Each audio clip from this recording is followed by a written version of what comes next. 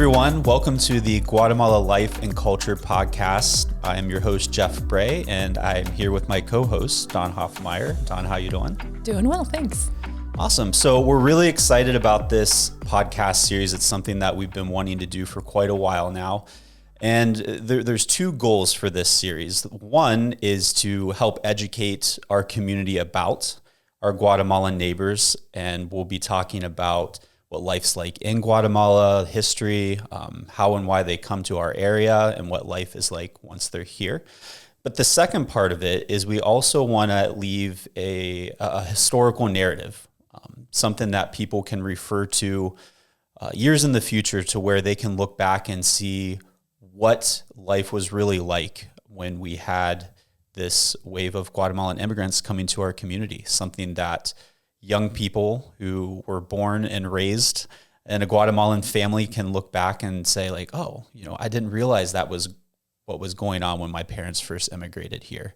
And so we're excited about that. And the way that this series is going to work is each episode we're going to cover a different topic.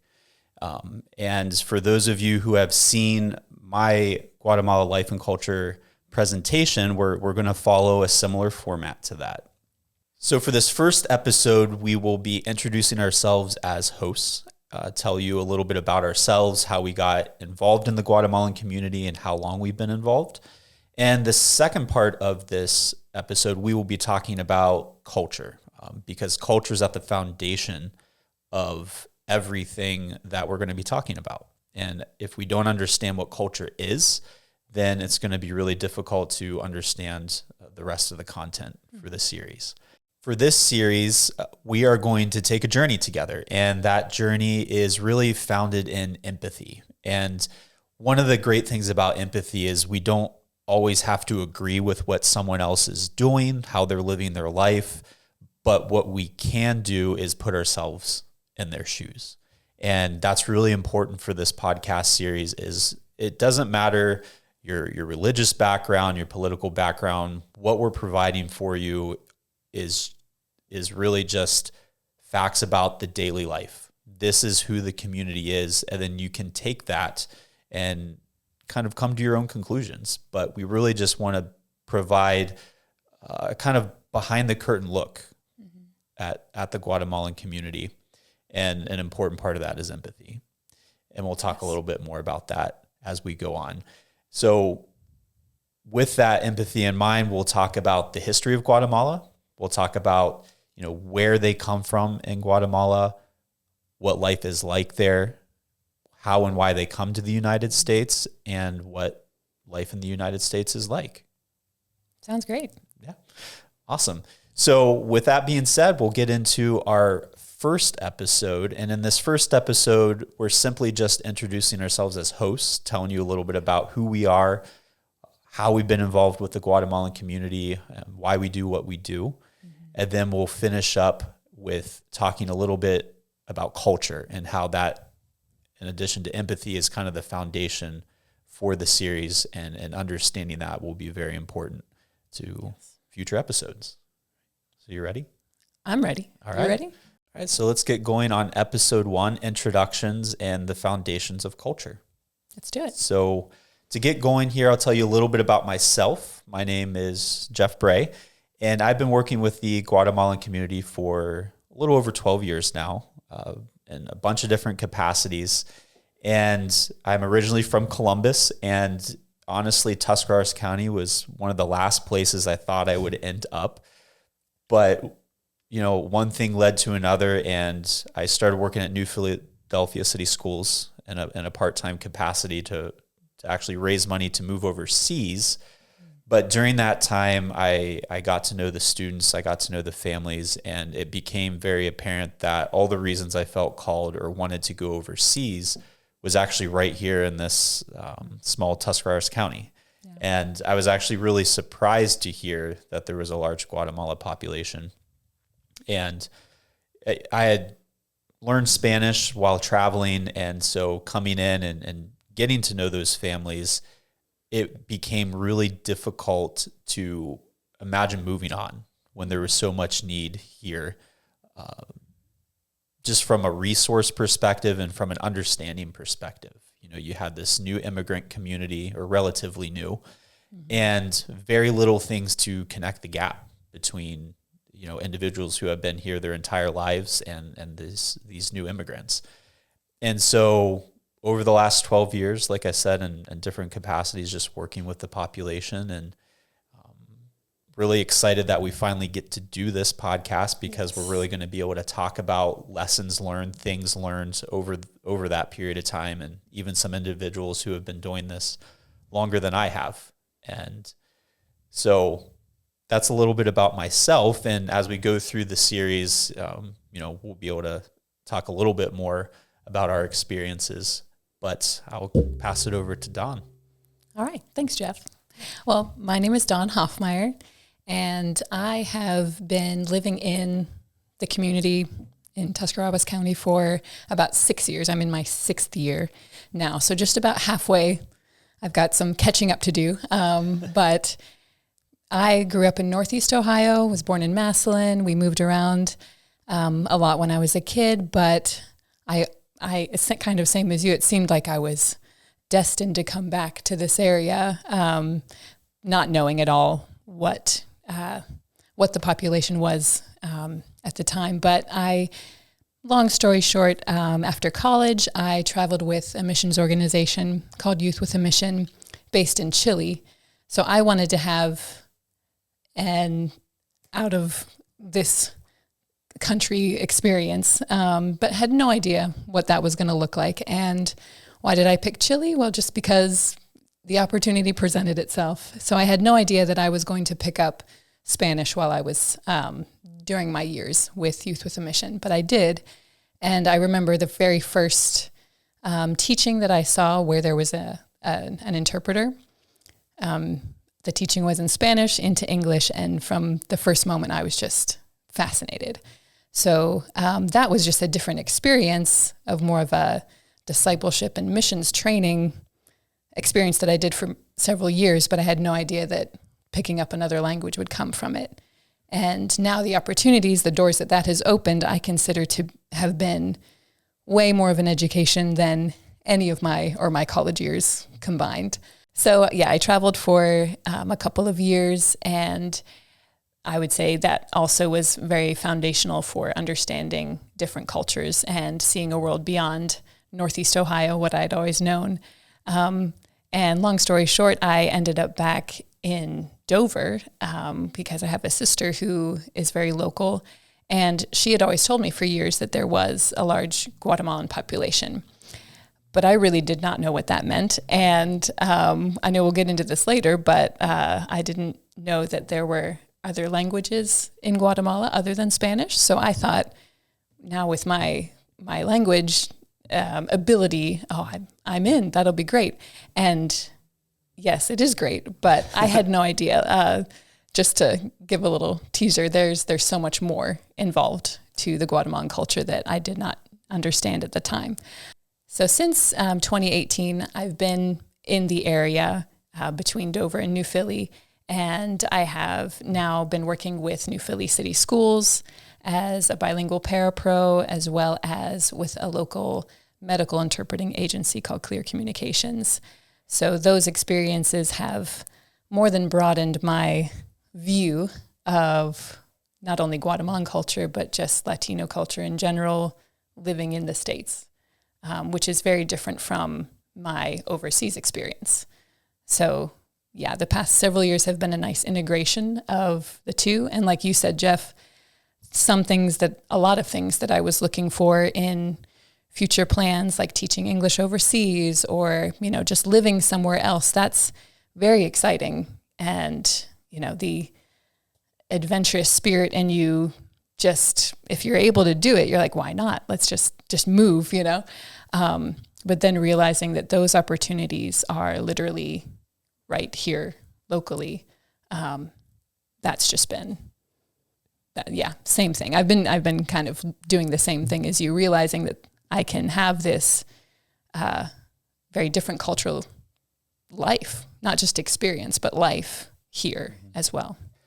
Yeah, and it's definitely much more exotic or exciting to think about living in, Colombia or Guatemala or I thought you were going to say Nicaragua. Columbus. Yes, Columbus, Colombia. Yeah. Yeah, depending on what parts, I guess. Yes. But yeah, I mean, sometimes you realize that, small Tuscarawas County has just as much diversity out there. You just have to tap into it. And hopefully that's what this podcast will be able to do for people, is open their eyes and maybe create a little more color for their their experience in Tuscarawas County, and realize you don't have to go on a missions trip. There's a lot of things right here. Yes. Awesome. Well, thank you, Dawn. And You're welcome. So let's get into our content. As I mentioned at the beginning of this episode, we're going to be talking about empathy and culture, and empathy and culture being the foundations of the rest of what we'll be doing through this series. And one quote about empathy is, empathy begins with understanding life from another person's perspective. Nobody has an objective experience of reality. It's all through our own individual prisms. And that's a quote from Sterling Brown. Another quote is, it's not only moving that creates new starting points. Sometimes all it takes is a subtle shift in perspective, an opening of the mind, an intentional pause and reset, or a new route to start to see new options and new possibilities. And that's Kristen Armstrong. So empathy is a very important part of what we'll be talking about for the rest of this series. And a big thing of empathy is worldview. And worldview is essentially the way that you see the world. And that is determined by the way you grow up, the customs that you've been around. And one of the better examples I can give of this is using sports as an example. So if you're someone like you, Dawn, what about me? who's not a big fan of sports. Oh, well, yeah, that's true. Yeah. So let's say that you went into a hockey game. Have you ever been to a hockey game before? Twice, yes, I have. Okay.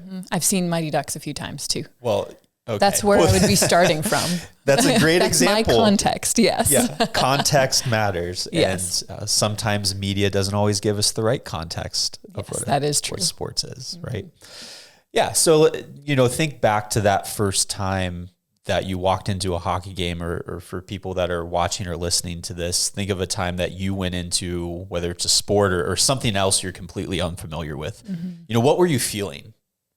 There could be confusion, there could be nervousness, or, there could be some just like, what is going on? Why are these people so obsessed with this? I don't get it. Yeah.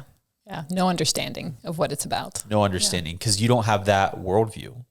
For someone like myself, I've grown up in sports. I've been a diehard fan of, hockey, baseball, college football. So when I walk into an arena or a stadium, I get those feelings. It's not just about the people playing the game. It's about those connections to going with your dad, to going with friends, to these sporting events. It becomes so much more than a win or lose. It's almost like a piece of yourself is out there, which sounds probably ridiculous to people who aren't sports fans. Just a little bit. Yeah, you don't get it, right? Right. So it's the same thing when we're talking about immigrant communities. Their worldview is different. It's not that it's right or wrong, but when we look at an immigrant community and their customs from the outside, we could be questioning it, confused by it, intimidated, maybe a bit fearful at times, because we just don't understand it. And it's the same thing from their perspective. They're moving into a new area, and they might have the desire to be a part of the community, to learn our customs in this area. But how do you start to do that? That's a great question. Yeah. So when you go into that hockey game for the first time, if you're going in on your own, you're observing a lot of things, but you're not really going to be able to fully understand unless someone is there with you to say, this is what icing is. Yeah. This is why these people are upset about this. Absolutely. Right? Oh, makes me want to go to a hockey game now. Good. Yeah. So the great thing about that is it can be learned, and worldviews can change. It just takes experience. It takes someone being able to walk alongside you and say, hey, this is the way that this operates in this. aspect of life, right? So there's another quote by Levison Wood. He says, "There is a reason behind everything, and to imagine that we know it without asking questions is foolhardy at best and jingoistic at worst." Jingoistic means basically you're passionate to the point of war. You're so into it that you want to defend it at all costs. So he continues, "Put aside ego, both personal and national, and ask why. Then ask again, because the first answer is rarely the correct one." And I love that quote because it really tells us the complexity of life and culture, that you can't just watch Mighty Ducks and say, "Oh yeah, I know hockey," because you really don't. Right. Yeah. It takes time. It takes asking questions over and over again to really understand where a person is coming from. So as we move forward through this podcast and we talk about, the different things we'll be discussing, keep asking questions. Yes. And you don't have to take our word for it either. Do your own research, go out, interact with the community, and experience for that self, because there's always going to be another layer that you can pull off and learn. Absolutely. So with that, we come to our first big, really lesson, I guess, or piece of information that a lot of people don't necessarily understand. And that is, what is the difference between Latino and Hispanic? So we might hear, say, the Hispanic community, the Latino community, and there is a difference. There is. But if you interchange these terms, no one's going to be upset. It's not like a horrible thing that people are going to be offended by. Not an offense, yes. Yeah. So Hispanic is Spanish-speaking people from Spanish-speaking countries. So they would be individuals that descended from Spain. And Hispanic refers basically to the language spoken. Latino, on the other hand, is people from the geographic area of Latin America. That includes Central America, South America, the Caribbean. And that focuses more on geography. And why that's important for us is when we talk about the Guatemalan community, they are Latino. Yes. And as you kind of referenced in your intro, yes, Guatemalans can speak Spanish, but that isn't necessarily their native language. And so for that reason, they're, as we'll discuss, they're indigenous Mayan Indians with their own language. So referring to them as Latino is what we'll do in this podcast, and what we would encourage anybody who's discussing the Guatemalan community, because it certainly is more inclusive of the population that we have. Okay, so just so I understand, because this has always been sort of an interchangeable terminology for myself as well. Like when people ask, are they Hispanic or are they Latino? Well, both at the same time. So what we're saying is that basically Spain is the only geographical country that is not considered Latino because it's not part of Latin America, correct? Correct. But language-wise, Hispanic, because the language is Spain. And that's usually where I think culturally, that's our understanding of how we learn Spanish in the public school setting. Basically, primarily it comes from the Spanish, not Latin American Spanish, correct? Correct. Absolutely. So it's basically it groups based off of, culture as opposed to skin color, race, or the physical features of a group of people. It's makes sense. Awesome. So we also said that culture, in addition to empathy, is the foundation of what we're talking about. And the definition of culture is an integrated pattern of human behavior that includes thoughts, communication styles, actions, customs, beliefs, values, and institutions. So that's a big, long definition to say culture really is everything about who you are. Yeah. Yeah. So one of the things that if you're watching this on YouTube, yes, we have visuals that we will be referring to. If you're listening to this in your car or at home, you can follow the link in the description of the episode. And if you would like to see what we're referring to, we encourage you to click on that link and be able to check that out. So on the screen right now, we have a photo of a little girl, and she's wearing the traditional clothing of a Guatemalan female. Mm-hmm. And she has the hair wrap. And even though I speak Spanish, and even though I've been around the Guatemalan community for quite a while, I still don't know that I can pronounce that correctly. So it's probably not a normal part of your everyday so I'm not even going to attempt vocabulary. to try it, but there is a hair wrap Yes. on the top of the girl's head that's very colorful. And then there's the huipil, or the blouse, that is also very colorful. Then you have a faja, or a belt. And then you have the corte, which is the skirt. And for those of you in the community, if you're ever out driving around, walking around, I can almost guarantee that you've seen a woman or a small child that is wearing this customary clothing.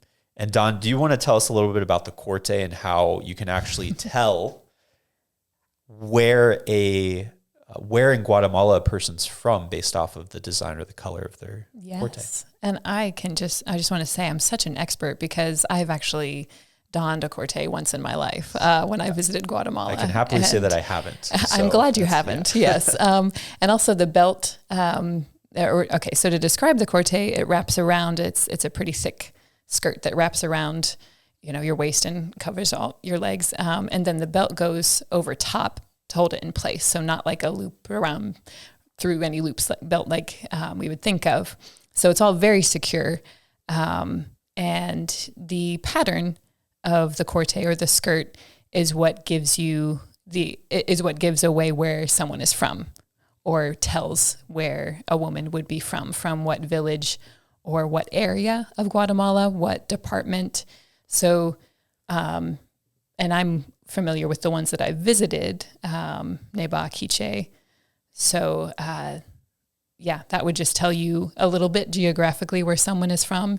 And if you really know, if you've studied the patterns, which I have not, maybe you would be able to say, oh, she probably speaks this indigenous language as well.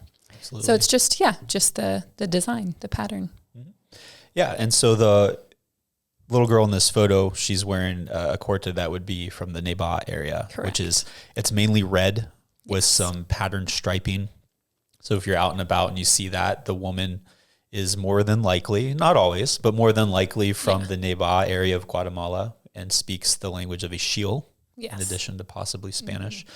And then if you see a more kind of a busy patterned corte, probably from the region of Quiche or Chesh, and might speak the language of Quiche. Yes. So we'll get more into that in a future episode, but we briefly talk about that because it looks different. It looks foreign. And if you're walking through Tuscarora Park or Dover Park and you see a female wearing one of those, it's like, oh, that's different. Mm-hmm. And I would actually encourage people, it's okay to go up and ask. Yeah. Like, oh, that's interesting. What do you call that? Or what part of Guatemala are you from? And absolutely. And it's not something I would like to add, like it's because someone living in the community dresses traditionally doesn't mean that they're quote unquote new to the community and haven't adapted to American dress per se. Like it's very much still a normal part of their culture to dress, even if you don't need to be distinguished from different villages. But it doesn't really mean that someone is new to the area. It just means that they prefer to still keep their traditional dress. Absolutely. Yeah. And, one of the common times that you might see them wearing that would be on a Saturday or a Sunday or for church. Yes. So, in our American tradition, you, in the traditional sense, you dress up in a suit and tie if you're a male, or maybe a dress if you're a female. And so the Guatemalan might dress in normal jeans and a t-shirt for most of their day, but then if it comes time for a ceremony or an event, they might don the traditional clothing as well. Yeah. listeners also might be wondering, okay, so that's the female version of dress. What Sure. about the men? And quite honestly, there is a traditional way that men dress, and you will see that in Guatemala, but you don't really see that in our area. And I don't really know why. Yeah. But if you were in Guatemala, you might see the cowboy hat, the slacks or the jeans with some sort of cowboy boot-like shoe with just a normal shirt. But I would say I've seen more in Guatemala when I visited the shirt or blouse that gentlemen wear that has like not a tassel, but yeah, it's a different kind of a Western style. It is kind of Western, yeah. That I've seen more often in Guatemala than I see here.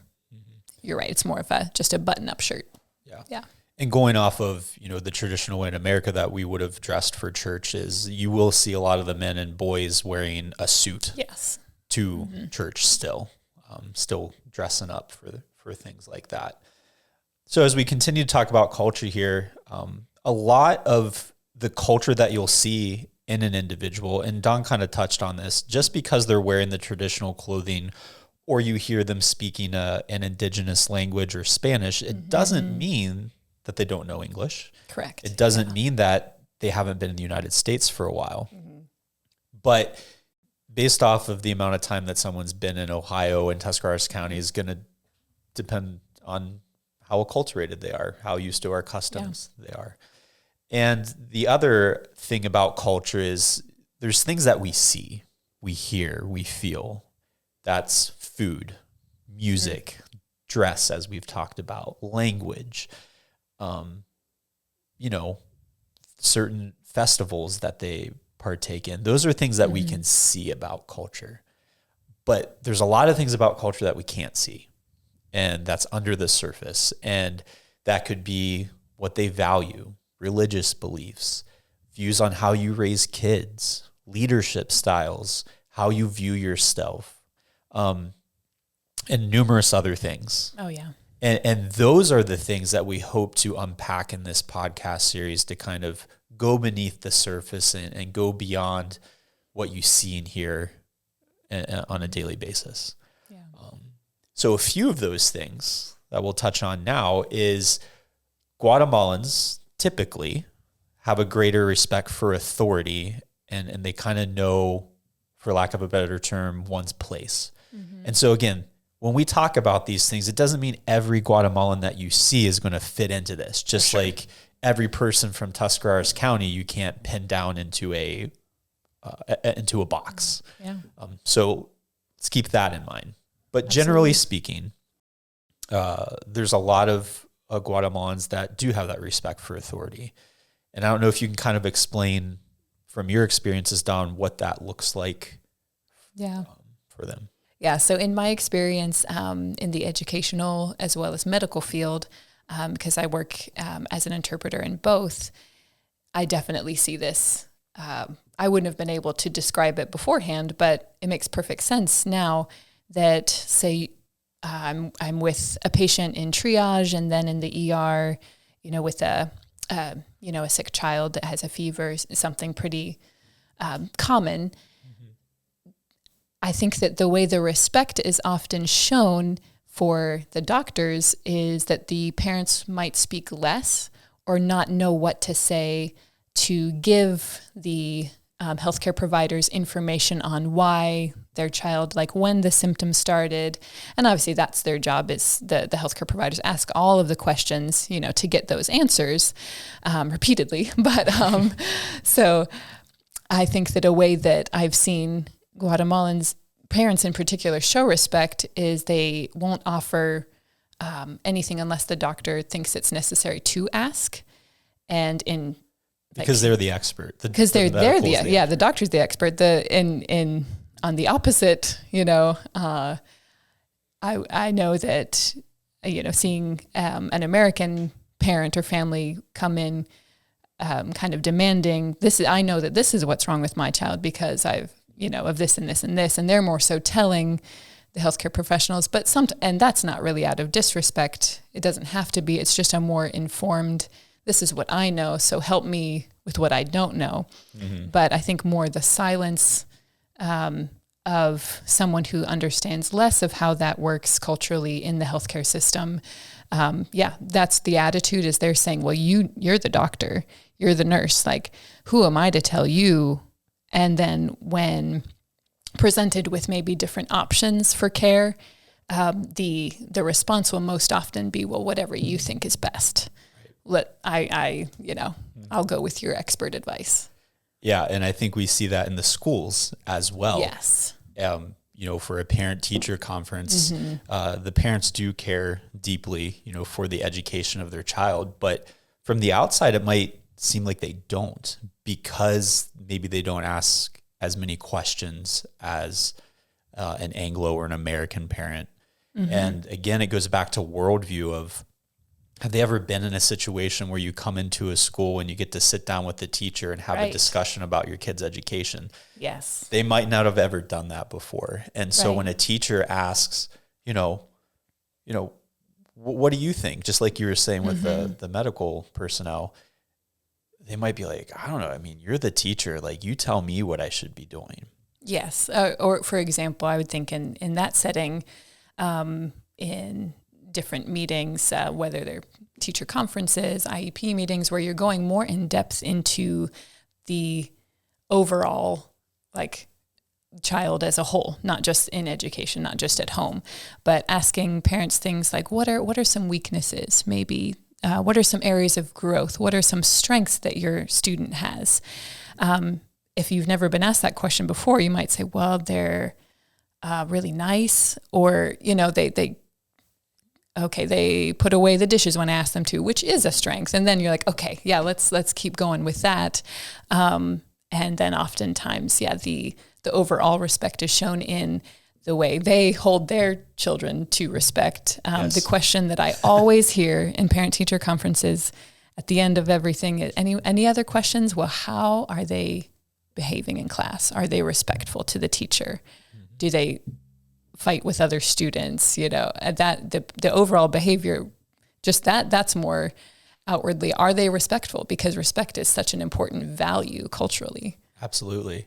And we'll talk about this in the education episode, but a lot of the parents also might not have ever gone to school. So when a teacher asks, what are your child's strengths?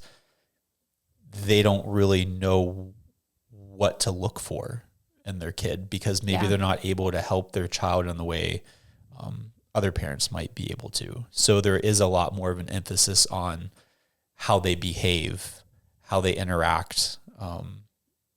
And so, but we'll talk about that in a future episode. A couple of the other things regarding culture is relationships are more important than efficiency. And so it's kind of the old saying, slow is fast. So whether you're law enforcement, medical personnel, teacher, or just someone who would like to get to know a family, you really have to take time to build the trust, to build the relationship before you can get a true sense of, where the family's coming from. And obviously there's certain circumstances where you don't have time to build that relationship, and that's understandable. But whenever there's a rush to get information, it might be a little more difficult to get that information from the family, because they're like, wait, who am I talking to?